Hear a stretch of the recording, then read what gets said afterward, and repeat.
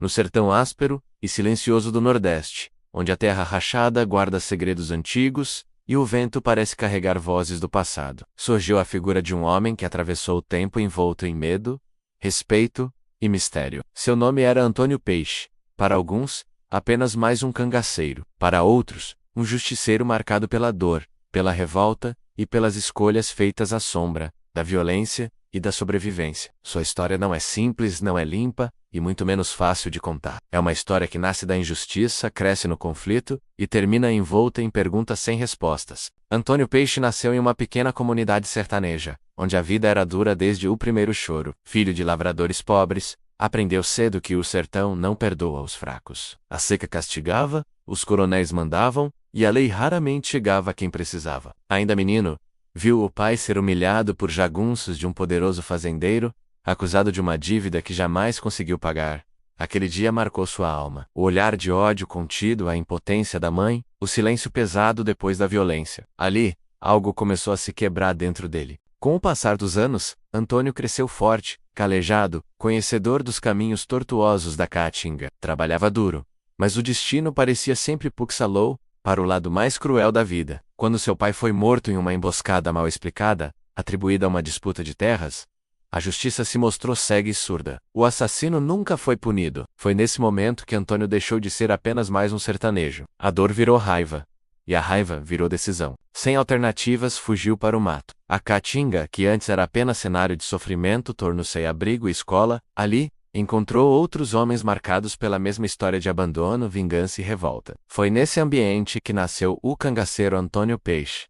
O apelido surgiu por sua habilidade de se mover silenciosamente, escorregadio como um peixe em água barrenta, desaparecendo entre os espinhos, antes que o inimigo percebesse sua presença. Antônio Peixe não era apenas força bruta, era astuto, observador e desconfiado. Sabia que no cangaço a confiança era tão rara quanto a chuva no verão. Formou alianças, mas nunca baixava a guarda. Participou de ataques a fazendas, emboscadas contra volantes e confrontos sangrentos, que ecoavam pelo sertão como lendas sussurradas ao pé da fogueira. Cada ação aumentava sua fama, e ao mesmo tempo, o cerco contra ele. Mas havia algo que o diferenciava de muitos outros cangaceiros. Antônio Peixe tinha um código próprio. Não atacava quem considerava inocente. Muitas vezes, dividia parte do saque com famílias miseráveis, o que fez seu nome ser lembrado, com gratidão em algumas vilas, e com terror em outras. Para o povo oprimido, ele era visto como um símbolo de resistência. Para os coronéis e autoridades, um criminoso perigoso,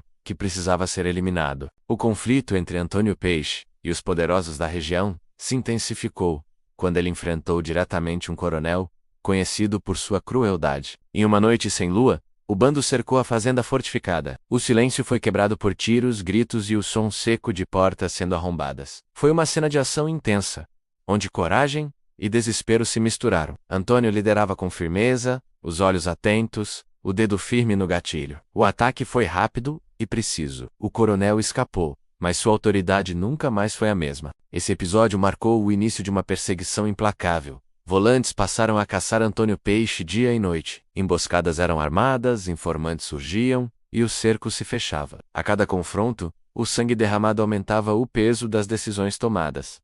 Antônio sabia que não havia mais volta. A liberdade que buscava vinha acompanhada de constante ameaça de morte. Mesmo assim, havia momentos de humanidade. Em acampamentos improvisados, à luz fraca da fogueira, Antônio lembrava da infância, da mãe, da vida que poderia ter sido. Esses instantes revelavam um homem dividido entre o cangaceiro temido e o sertanejo ferido, que ainda existia dentro dele. Seus companheiros o respeitavam, não apenas pela liderança, mas pela forma como enfrentava o destino sem se esconder. O mistério em torno de Antônio Peixe cresceu ainda mais quando começaram a circular histórias sobre sua capacidade de prever ataques e escapar de cercos impossíveis. Alguns diziam que ele tinha proteção espiritual, outros falavam em pactos e segredos nunca revelados. Verdade ou não, o fato é que ele escapou de situações em que a morte parecia certa. Cada fuga alimentava a lenda e o medo. A relação de poder no sertão ficava cada vez mais clara. De um lado, a lei representando interesses dos ricos, do outro, homens como Antônio Peixe,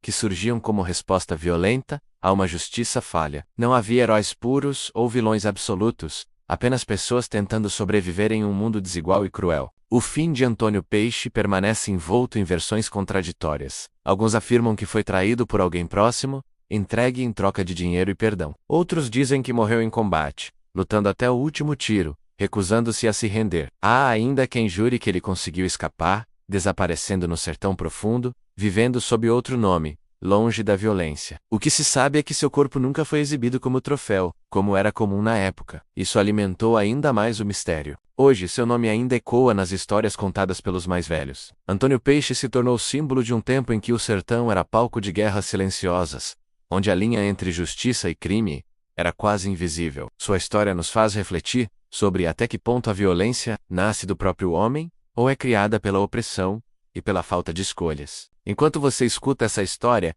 imagine o calor escaldante, o cheiro da terra seca, o som distante de passos na caatinga. Pense em quantos Antônios Peixe existiram e quantos ainda existem, invisíveis, marcados por injustiças que continuam se repetindo.